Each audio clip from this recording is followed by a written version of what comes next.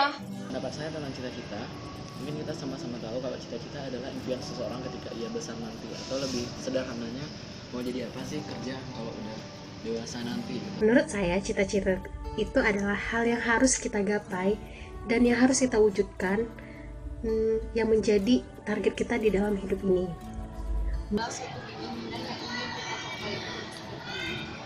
Menurut saya, adalah suatu hal yang sangat penting.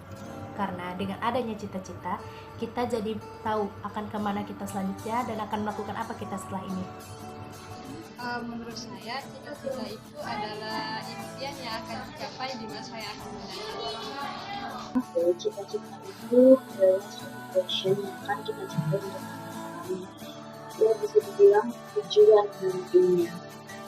Namun bagiku, cita-cita itu ya hanya impian. Sesuatu yang harus tercapai di masa depan. Apa itu cita-cita? Menurut saya mungkin cita-cita ini diambil dari kata cinta. Cinta merupakan sesuatu yang memang diyakini oleh seseorang atau memang benar-benar dicintai dari hati seseorang untuk menjadi tujuan hidupnya sendiri. Akan tetapi pastinya ini berbeda dengan mimpi yang hanya menjadi mimpi, tapi cita-cita ini merupakan sesuatu tujuan hidup di mana seseorang itu juga tetap berusaha untuk terus melakukan usaha mencapai cita-citanya tersebut. Itu adalah sesuatu apa yang kita capai.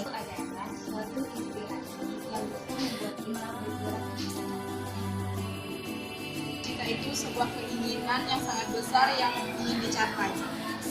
Tanda cita-cita kita itu merupakan tujuan dan harapan yang selalu ada dalam hidup kita. Cita-cita itu merupakan pandangan hidup kita.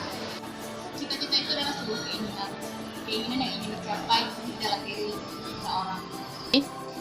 Cita adalah hal-hal yang harus kita capai. Cita-cita itu sederhananya kan visi ke depan dari seseorang kalau kita butuhkan dalam individu. Jadi visi itu dibangun itu berdasarkan latar belakang pengetahuan yang dimiliki oleh seseorang. Mimpi adalah kunci. Saya ingin menjadi polisi. Cita-cita saya ingin menjadi KPK.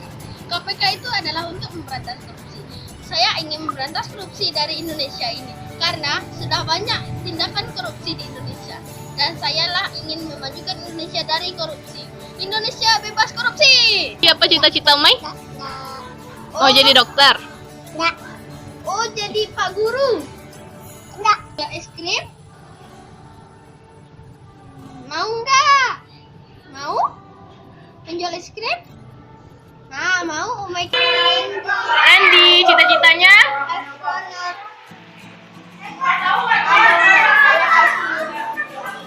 Saya mau jadi astronot. Halo David.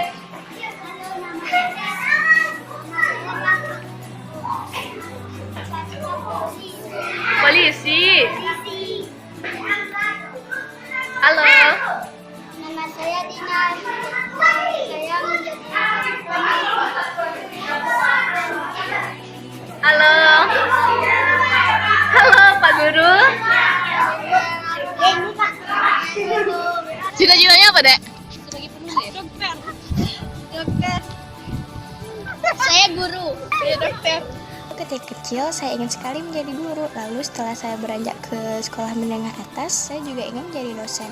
Kemudian setelah saya kuliah di keperawatan, saya juga ingin menjadi perawat. Insya Allah nantinya saya akan ingin menjadi perawat sekaligus dosen. Saya sempat bercita-cita untuk menjadi pramugari karena saya berpikir bahwa menjadi pramugari tentu akan mendapatkan bayaran yang sangat tinggi dan juga orang tua saya mendukung, serta waktu itu menurut saya waktu saya SMA pengalaman yang saya miliki atau pengetahuan saya tentang dunia itu masih sangat sedikit.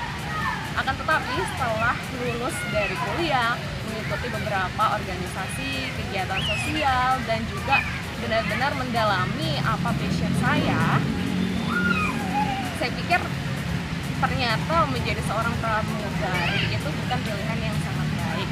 karena mungkin itu akan benar-benar menghalangi saya untuk melakukan apa yang saya sukai. Saya udah beda jalur sama apa yang saya cita-citakan, tetapi saya masih banyak punya cita-cita dan yang harus saya targetkan. Dulu awalnya emang dari SD pengen jadi guru atau kebetulan bisa masuk ke Universitas di Padang dengan status sebagai mahasiswa pendidikan fisika. Insya Allah Maret 2018 wisuda. Amin. Jadi seorang guru, tetapi kayaknya seorang guru itu tidak melekat di diri saya. Jadi saya sekarang ini bersekolah di sekolah perhotelan. Jadi saya ingin sekali menjadi seorang manajer perhotelan. Dulu saya bercita-cita sebagai seorang penambang. Nah, ini karena ayah saya juga seorang penambang. Menurut saya menjadi seorang penambang itu adalah satu pekerjaan yang sangat keren. Dan sekarang saya kuliah di salah satu universitas yang terkenal di Indonesia. Dan saya tergabung dalam jurusan ekonomi. Aku mau cita-cita jadi astronot karena keren aja, karena pergi ke luar angkasa dan segala macamnya. Nah, tapi setelah aku dewasa, aku mau tukar nih cita-cita aku menjadi manajer di salah satu multinational company, karena aku telah menemukan passion aku, yaitu menjadi seorang manajer di salah satu multinational company yang ada di Indonesia. Kita mau jadi apa? Jadi dokter, karena kita lihat dari kecil itu dokter itu pekerjaan yang bagus. Tapi lama-kelamaan aku udah tumbuh besar, udah kuliah sekarang di sastra Inggris, dan cita-citaku tuh beda banget. Ya nggak mungkin lah dari sastra Inggris jadi dokter, nggak mungkin ya. Jadi sekarang cita-citaku tuh mau jadi menteri luar negeri. Dari dulu SD, SMP, dan SMA hingga sekarang berbeda-beda, tidak konsisten. Jadi dulu waktu saya masih duduk di bangku SD, saya bercita-cita ingin menjadi guru. Dulu cita-cita aku tuh sebagai dokter, tapi sekarang aku tidak itu lagi cita-citanya, karena aku sekarang cita-citanya menjadi seorang businesswoman. Minat lagi ya jadi dokter ya. Ditanya kenapa?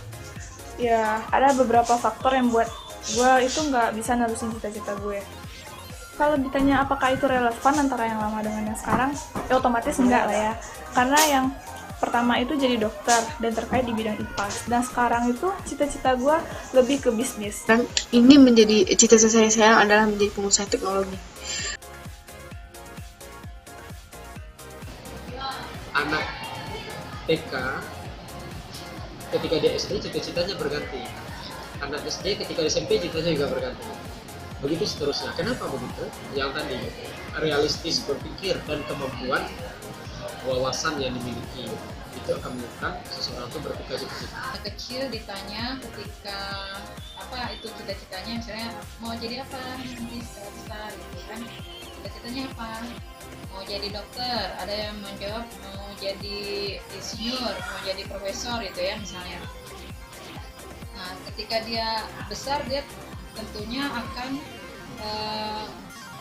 banyak pilihan ya, sesuai dengan keadaan. Bisa jadi pertama faktor kemampuan dia, intelektual dia merasa oh untuk menjadi seorang dokter dia harus pintar, harus pandai ya, cerdas, sedangkan dia misalnya hanya pas-pasan gitu ya.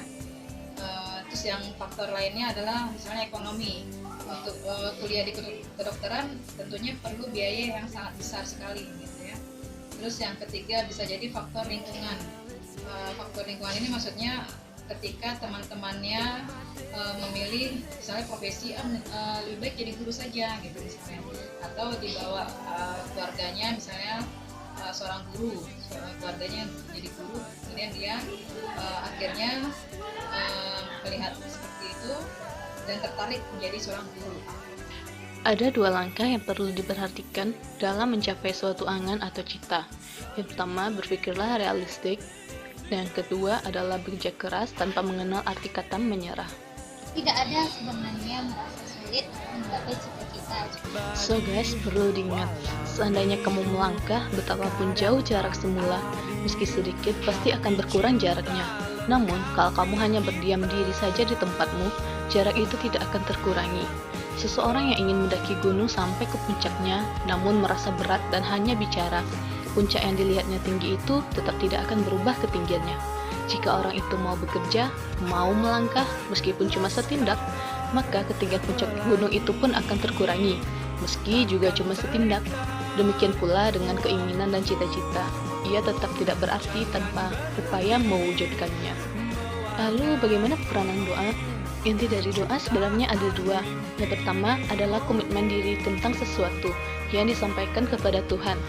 Kedua, doa sesungguhnya merupakan bentuk permohonan untuk memperoleh spirit, semangat, atau bahkan spiritual dari Sang Maha Pencipta.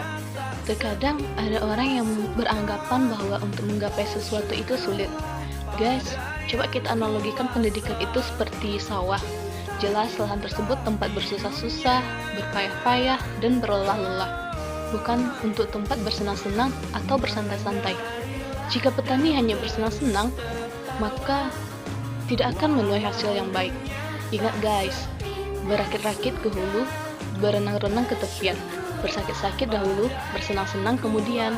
Jadi, jika kita sudah berusaha semampu kita, mencurahkan segala tenaga, namun hasilnya membuat kecewa, lantas bagaimana sikap kita?